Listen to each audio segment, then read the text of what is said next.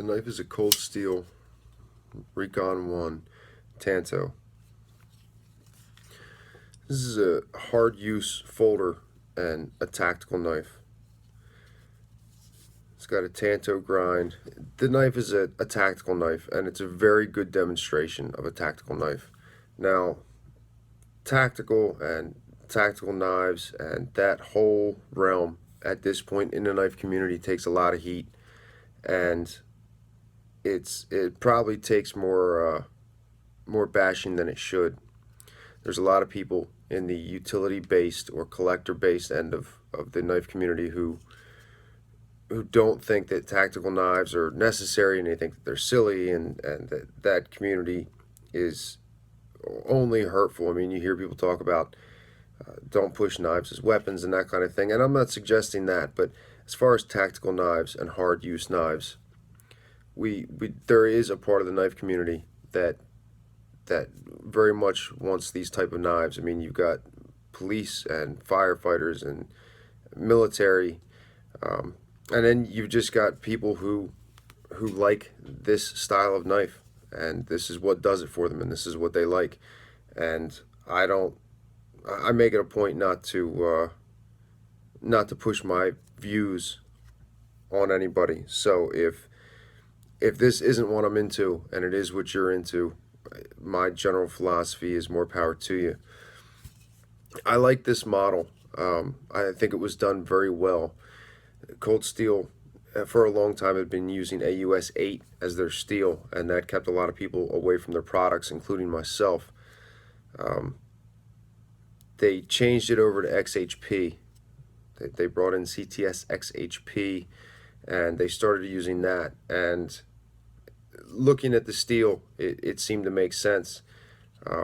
You've got the room there for a higher toughness with it, as opposed to, something like ZDP or steels in that realm with the super high edge retention. I don't think that Cold Steel is generally concerned with super high edge retention. I mean, this knife is not a slicer. This is made for harder use, general utility, but it needs to be able to hold up, and that's how the knife is made, and that's how it's marketed. So the general build of it is very good. The ergonomics are good. The lock, Cold Steel's Triad lock, I didn't have any problem with operating. I mean, from the night that I got it, and I've had this for a while, and I EDC'd it for a while. I've sharpened it several times. The use of it isn't bad at all. Like I said, the ergonomics are good. The clip options are okay. I mean, it's either side tip up. That's fine.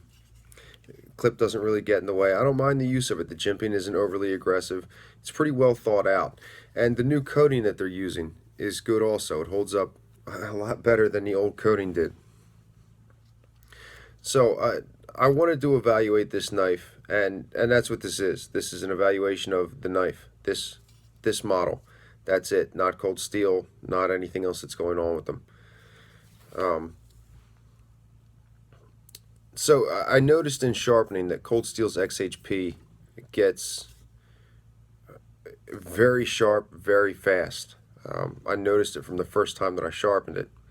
I'm not sure what they're doing with the heat treat of it, and I've talked to Cold Steel or representatives from Cold Steel several times, and I've asked them what they're rockwelling the steel at, and I've gotten varying answers when I've asked. Now, the times that I asked, it was spread out a little bit, and it was different reps when I talked to them. The last time I talked to them, after I got an answer, I said, "Do you mind if I say that publicly?" And they said, "Yeah, we do mind." So that's it. I don't know what they're rockwelling it at, and I'm not going to say what was discussed on the phone with them. So that's that. But it does sharpen very, very well. Very enjoyable to sharpen the steel. I wanted to put it through use outside of having carried it. So I started in just on cardboard, just a little bit of cutting.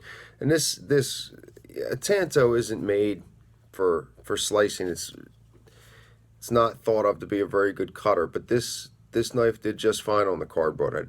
I didn't have a big problem with it. And I worked with a number of different materials, working my way through, just going through cutting, and I wasn't finding any hang-ups. There wasn't any problem with the ergonomics. There wasn't any problem with the grind performing. It did just fine. Eventually, I decided to move on to a large wooden pallet that I had gotten. First, I worked with the thicker, harder wood side of that. I was being pretty mean with this cutting on the wood. There was a lot of twisting and a lot of turning, and even some prying in there.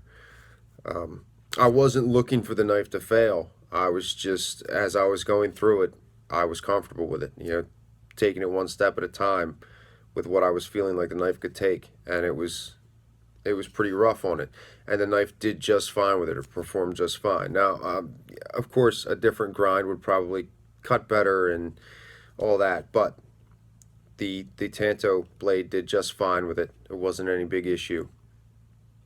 The tip held up just fine, stabbing into the wood and prying it out. There was no issue there. There was no chipping, no rolling, no silliness, no lost tip. I moved on to the other side of the pallet and worked with the softer, thinner wood, which this knife just ate through. I mean, there was no contest to it. And I worked quite a bit on that pallet, and as well as all the other materials that I had worked with before that. And when all of that cutting was done, the knife was still shaving hair. I mean, it was barely shaving hair, but it was on both bevels. It was still shaving hair, and it was still able to slice phone book paper. So Cold Steel's doing a good job with the steel. I mean, there was very little blunting. Like, there was no chipping, there was no rolling, and the edge retention was pretty good given the amount of cutting that I did. So after that, I needed to sharpen the knife, and I had a few different ideas in my head on how I was going to go about it. One of the things that's important when sharpening a Tanto is to treat the two bevels on the knife differently. Treat them as separate things. Don't think you can move from one straight to the other. Do them separate, and whether it be in procedure or just in your mind, start over. I can jump from one to the next, kind of hitting the reset button. Some people may not be able to do that. And if you're using a guided system, take the clamp off and reset it. The reasoning behind that is the angle, dependent upon the knife. And this one, the geometry on this blade behind the cutting bevel isn't bad. It's surprisingly close, given that the primary grind that makes up the belly of the knife is hollow ground, and up at the top it's closer to probably flat ground, maybe slightly convex. So I mean, you're really talking about two different grinds, but they did a good job of matching up the width right behind the cutting edge. But if it's not matched up very well, you can have a significantly thicker primary bevel up at the top as opposed to the belly portion of the blade. And if you say cut a 30-degree angle into the edge bevel along the belly portion, and then the same 30-degree angle up at the top, it's going to look different. It's going to be two different sizes because it's cut into the primary grind that sits behind it. And so you're going to come out with your knife looking uneven. And I think that's what throws a lot of people off with when they go to sharpen a Tanto the first time. They don't know to do them separate. And even the people who do know, a lot of people don't understand why. If you simply follow the geometry that's put on by the company, and you just reset, jumping from one to the next, you should be fine. So with this, I decided to work with larger stones, and I started with a coarse DMT diamond plate. I decided to do it stone in hand sharpening, just holding the plate. I worked through, it was nothing to bring this knife to apex it, to completely reestablish the edge bevel, moving from side to side. I mean, less than 20 seconds per side. Sharpened very fast, very easily. After the coarse DMT diamond plate, I moved on to a fine DMT diamond plate, worked with that, same thing, and then moved on to an extra fine. The edge was fairly coarse, and I was trading a burr each time I moved through.